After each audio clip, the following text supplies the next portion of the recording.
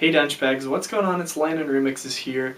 And first of all, I'd like to start off with a little bit of an apology before I get into this review. I've been basically sick for an entire week, and that's why there hasn't been a lot of content going out.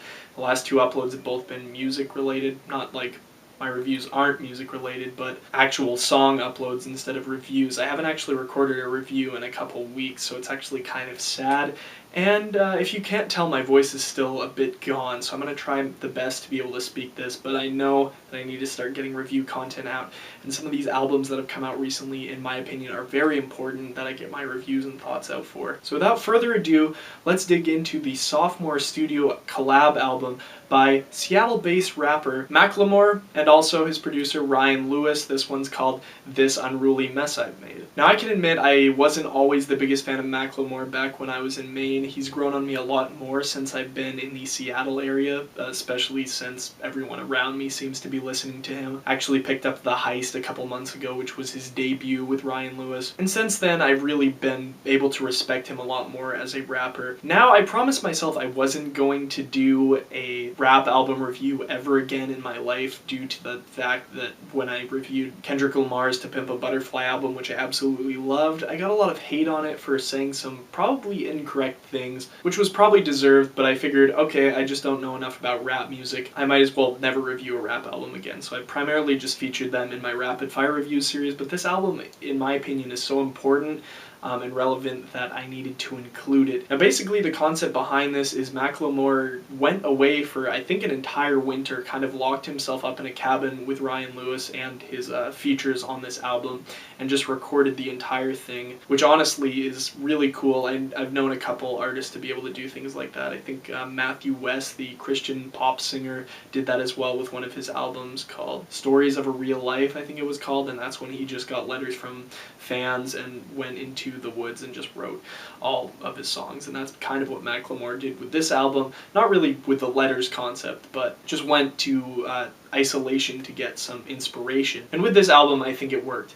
And the way I've kind of been describing this album to a lot of people is it's kind of split into three categories. We've got, of course, social justice, we've got a bit of Macklemore's past, and then we've got the complete wacky joke kind of tracks that feature on this. And for the most part, those are all pretty balanced. And actually, I think a lot of the critics, because people have been giving this pretty mixed reviews, honestly, I really do think that this album wouldn't have been a Macklemore album had it not featured those kind of three categories. And I even think if this album would have been entirely based on social justice, which was some of my favorite music on this album were those tracks, people would have criticized this album for trying to sound a bit too much like Kendrick Lamar's To Pimp a Butterfly, especially tracks like White Privilege 2, which feature some of the same production elements and live instrumentation that a lot of To Pimp a Butterfly had. Anyway, let's dig into my track by track. I don't want to drag this review on too long. We start off with Light Tunnels, which is heavily centered toward Macklemore's first experience at the Grammys, where he received the Grammy for Rap Album of the Year and felt like he had stolen it from Kendrick Lamar's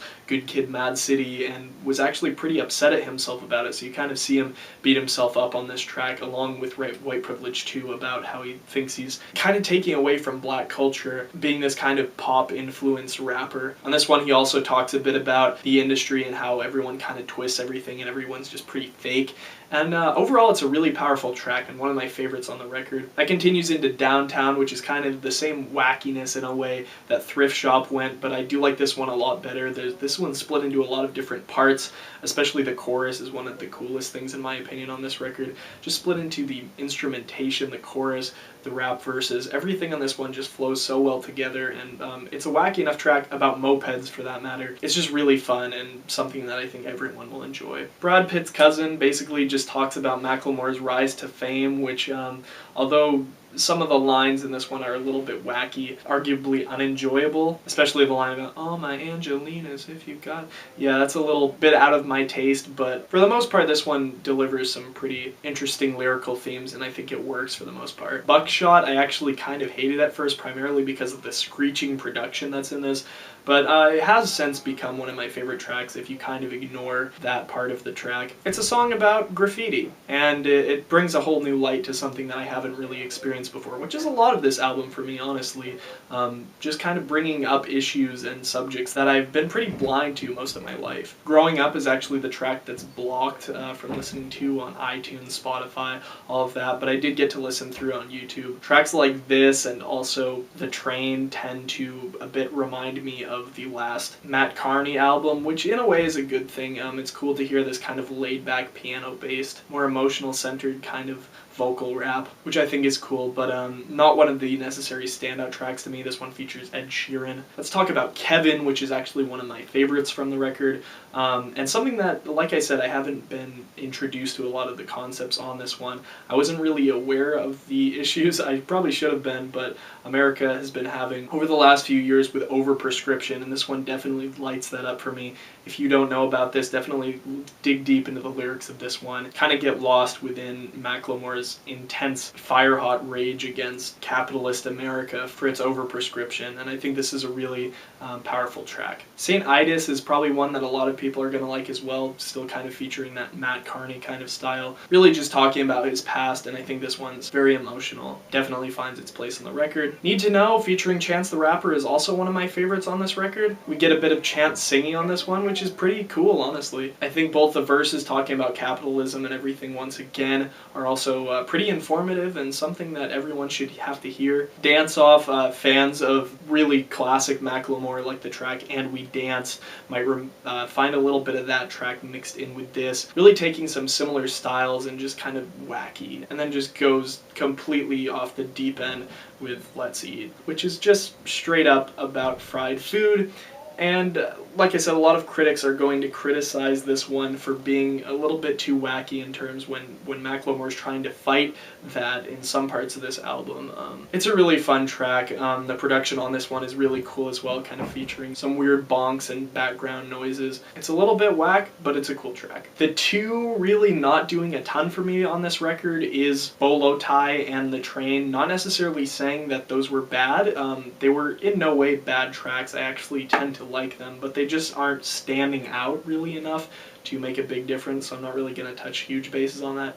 And then the album closes off with what I think is probably one of the most amazing tracks I've heard in the last couple of years, White Privilege 2, which actually takes on a much different approach than White Privilege 1 was, which kind of talked about how Mac had been following in the steps of Eminem, saying that basically white rappers get all the benefits of rap except without the injustice done to them that black people have had. And that's kind of where the hip-hop culture started. And he digs even deeper into this one, really talking about how kind of standing on the sidelines and doing nothing is just as bad as being racist, and how people are more concerned about being called racist than they actually are with racism. And honestly, this has been one of the most eye-opening tracks for me that I've ever heard, if not the most. And this track's getting a lot of hate. People are calling Macklemore a black supremacist. I honestly think this is one of the most socially just and eye-opening tracks available on the market today, even more so in a lot of places than Kendrick Lamar's To Pimp a Butterfly. If you get the chance,